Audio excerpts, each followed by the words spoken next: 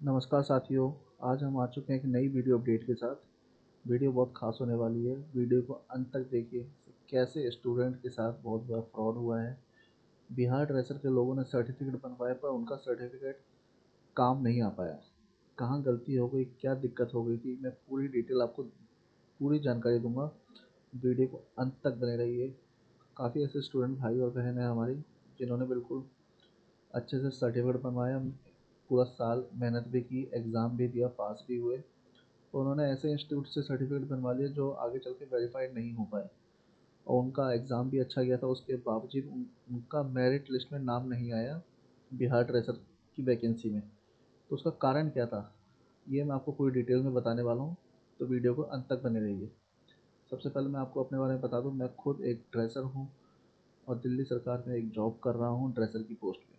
और इसके लिए मुझे 8 से 9 सालों का एक्सपीरियंस हो चुका है। उसके अलावा भी मैंने अलग अलग डिपार्टमेंट में दिल्ली गवर्नमेंट में ही बहुत सारी जॉब की है। और पर्टिकुलरली मैं मुजफ्फरपुर बिहार का रहने वाला हूँ। फ़िलहाल मैं दिल्ली में रहता हूँ।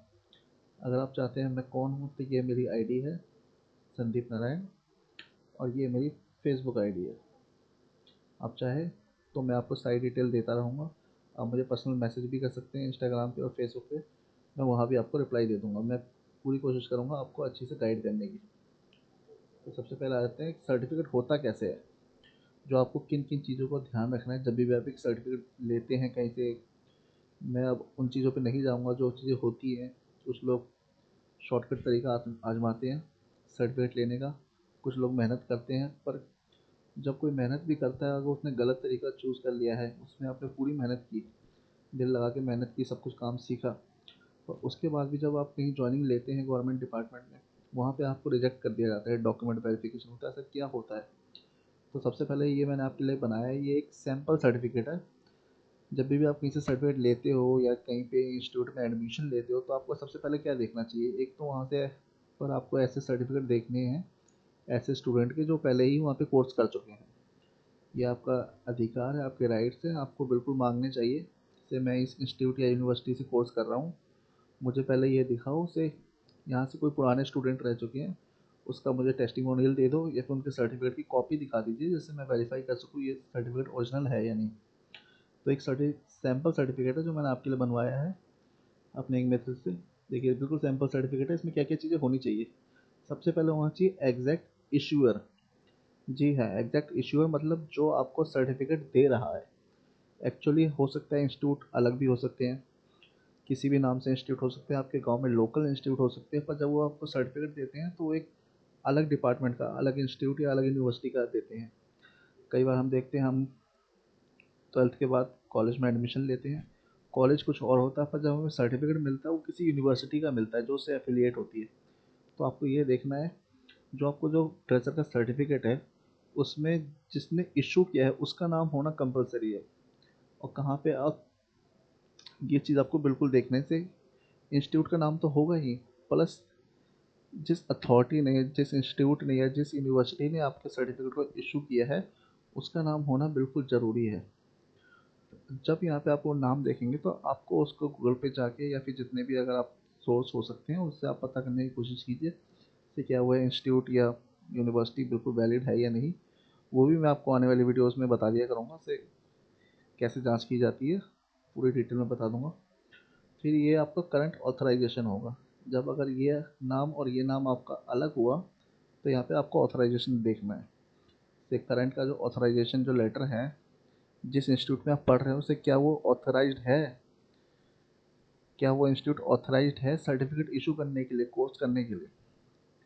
हो सकता है इंस्टीट्यूट फेमस हो, इंस्टीट्यूट रजिस्टर्ड हो, पर क्या आपको ये देखना है कि उस इंस्टीट्यूट में वो पर्टिकुलर कोर्स जो वो करवा रहे हैं उसकी वैलिडिटी है, उस चीज़ के लिए उन्होंने परमिशन ले रखी है।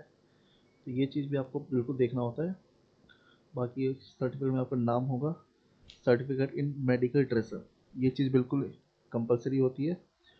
ये सर्टिफिकेट का नाम है जो होता है। इसके अलावा आपको एक चीज़ देखनी है, उसमें एक ड्यूरेशन चीज़ होती है, या तो आपने 1 साल का किया हो या तो आपने 6 महीने का किया हो। मैटर ये नहीं करता से आपने 6 महीने का क्या किया है या 1 साल का किया है। जो उस सर्टिफिकेट के लिए जो घंटे निर्धारित किए गए हैं, उस घंटे को क्या आपने कंप्लीट किया है।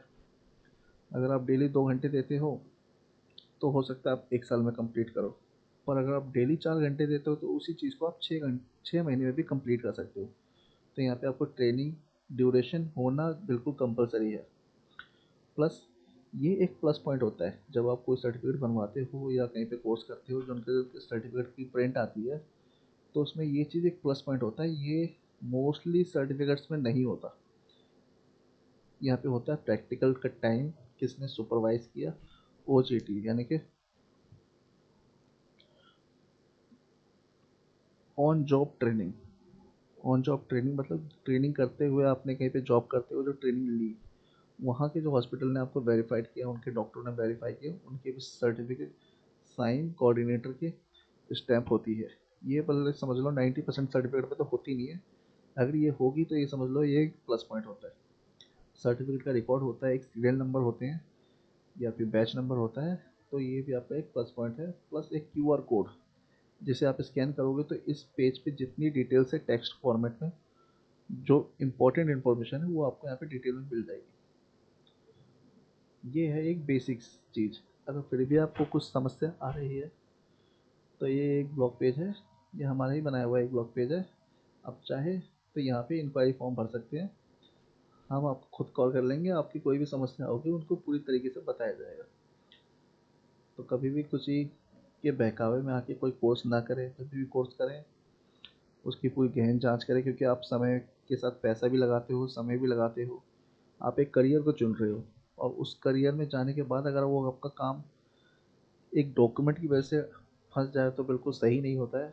अगर आपको किसी भी प्रकार की कोई शंका हो तो आप मुझे फेसबुक पे भी मैसेज कर सकते हैं, तो या फिर इंस्टाग्राम पे भी DM कर सकते हैं, मैं उसमें आपको ज़रूर रिप्लाई दूंगा। दिए और इंस्टाग्राम पे भी आप मुझे देख सकते हैं, गवर्नमेंट हेल्थ वर्कर। मैं अभी एज ए ड्रेसर के पद पर ही कार्यरत हूँ दिल्ली सरकार के एक अस्पताल में, इसलिए मैं आपको इतनी इन्फॉर्मेशन दे पा रहा हूँ।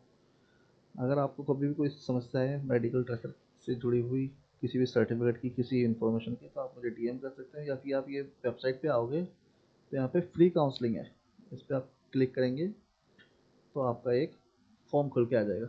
इस फॉर्म में अपनी डिटेल दीजिए, जैसे ही हमें टाइम मिलेगा हम बिल्कुल आपसे कांटेक्ट कर लेंगे और आपकी किसी भी समस्या को दूर करने की पूरी कोशिश करेंगे।